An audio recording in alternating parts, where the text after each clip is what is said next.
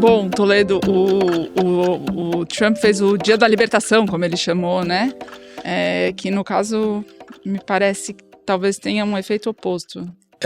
Na verdade foi o dia da destruição, porque ele anunciou tarifas alfandegárias que vão incidir sobre centenas de parceiros comerciais dos Estados Unidos, desde ilhas que estão em áreas próximas aos polos, até os maiores parceiros comerciais americanos, como a China. E essa tarifa que ele anunciou segue uma regra que ninguém sério conseguiu entender a lógica até agora. Tenho até uma suspeita de que foi feita com auxílio do ChatGPT, de tão esdrúxula que ela é. E ela segue a seguinte lógica: basicamente você subtrai o quanto um país ou uma ilha exporta para os Estados Unidos daquilo que esse mesmo país ou ilha importa dos Estados Unidos, e se der um déficit, ou seja, se os Estados Unidos estiver importando mais do que exportando em valor, esse país vai sofrer uma taxação.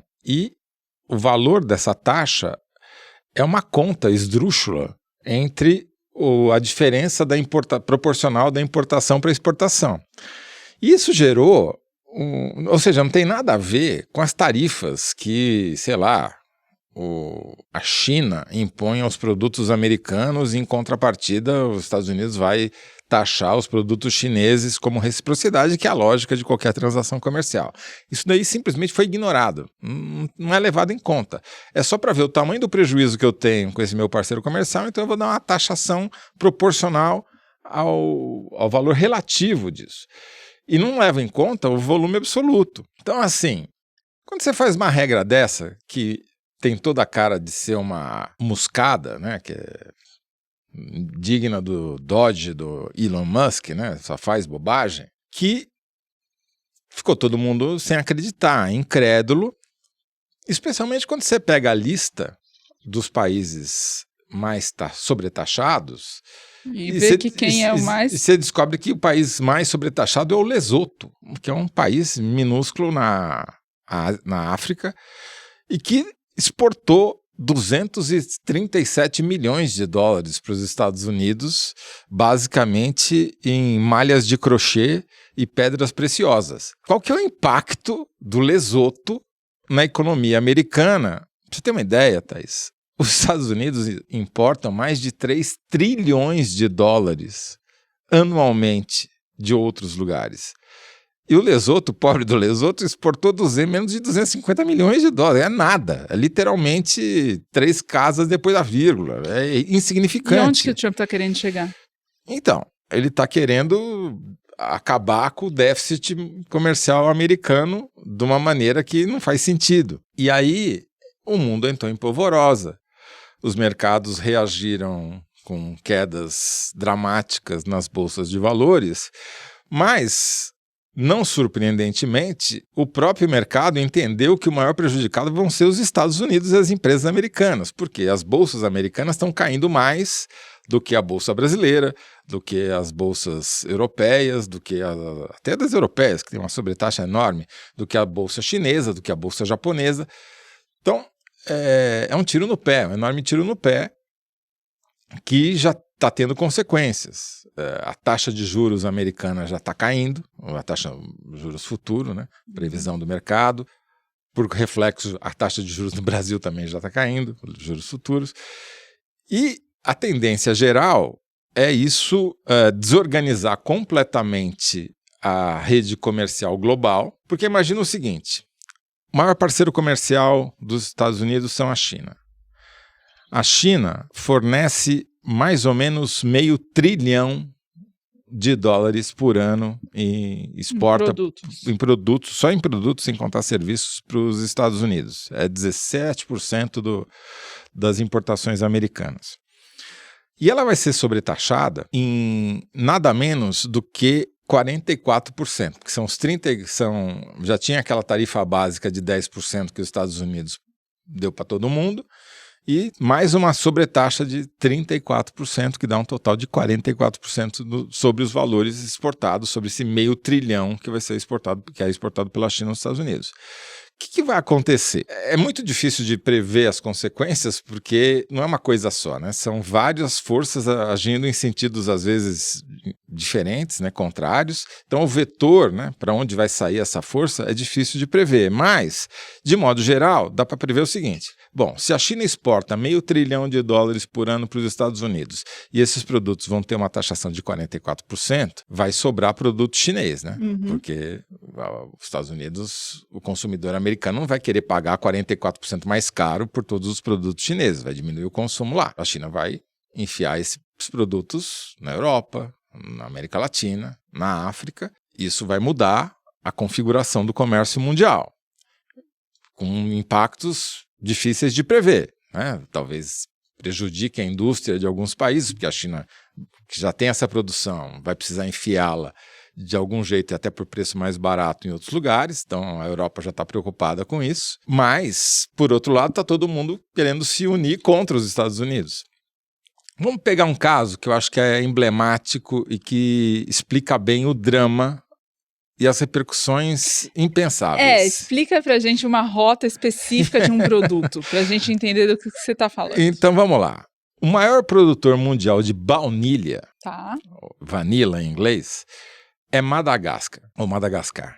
Madagascar é um país africano, é uma ilha, uma das maiores ilhas do mundo, que fica no Oceano Índico. Onde se passa aquele filme que tem aquele desenho animado, exatamente. É um país que tem muitos problemas econômicos e sociais, já é um drama a vida em Madagascar, e também muitos problemas ambientais, por causa do colonialismo, do neocolonialismo, da exploração mineral predatória, enfim, já é um problema a vida em Madagascar.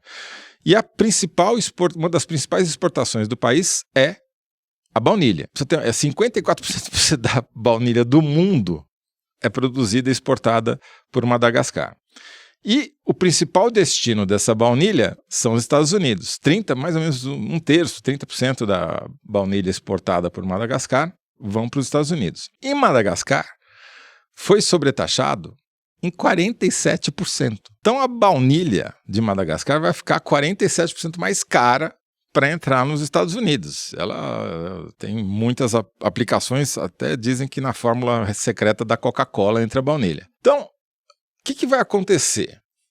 Madagascar vai sobrar baunilha, porque com esse 47% mais caro, talvez os importadores americanos não queiram toda essa baunilha, e vai sobrar baunilha em Madagascar, vai cair o preço da baunilha, vai ter impactos econômicos e sociais muito negativos em Madagascar.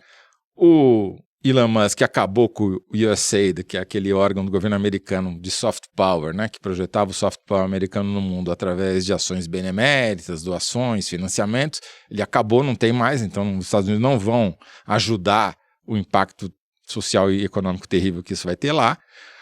E aí vai ter gente, podemos ser eu e você, vamos montar uma importadora de baunilha aqui no Brasil. Vamos importar essa baunilha mais barata que vai estar sobrando lá em Madagascar e vamos exportar para quem? Para os Estados Unidos, porque o Brasil só tem uma sobretaxa de 10%.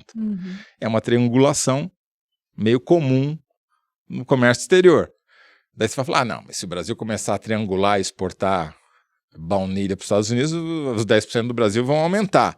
Não vão aumentar porque o valor é irrisório, não o suficiente para mexer nessa fórmula maluca que eles criaram, entendeu? Entendi, porque a baunilha não é tão importante no comércio exterior. Mas... vai acabar com a economia de Madagascar, mas pro global não vai mexer, é irrelevante. Então, essa altura o mundo inteiro está fazendo conta para fazer triangulação.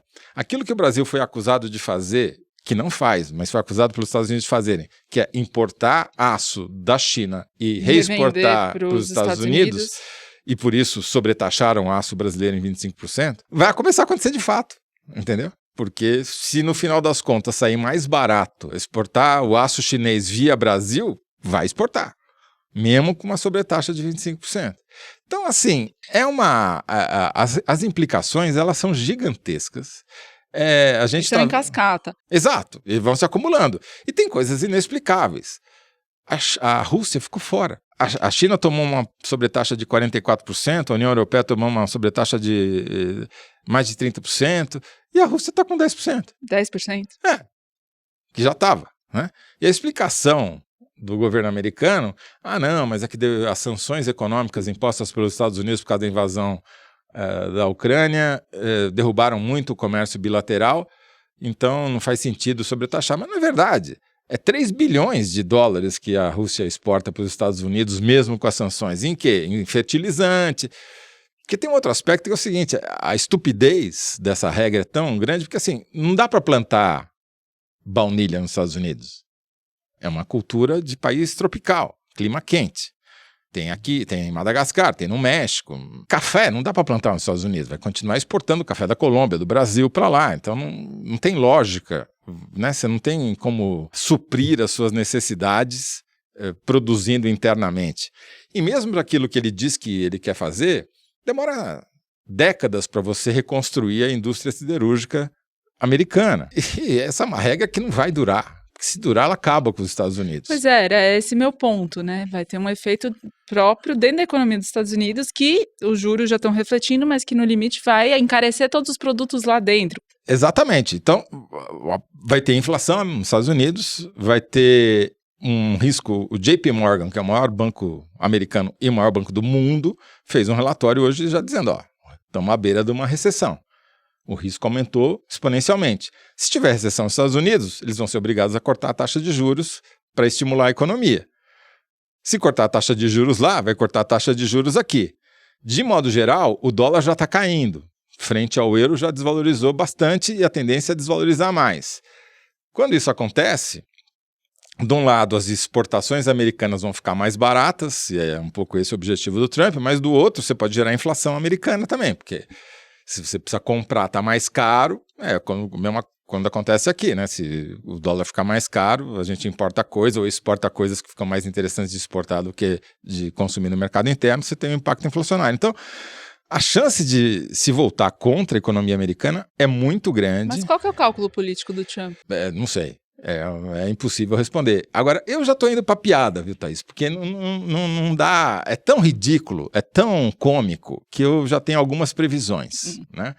Por exemplo, os traficantes colombianos vão trocar a cocaína pelo café, entendeu? Porque vai ficar tão caro importar legalmente café da Colômbia, que já está muito alto, né? O preço do café no mundo inteiro. Não é isso, o Trump, na verdade, está querendo acabar com o tráfico de cocaína. Exato.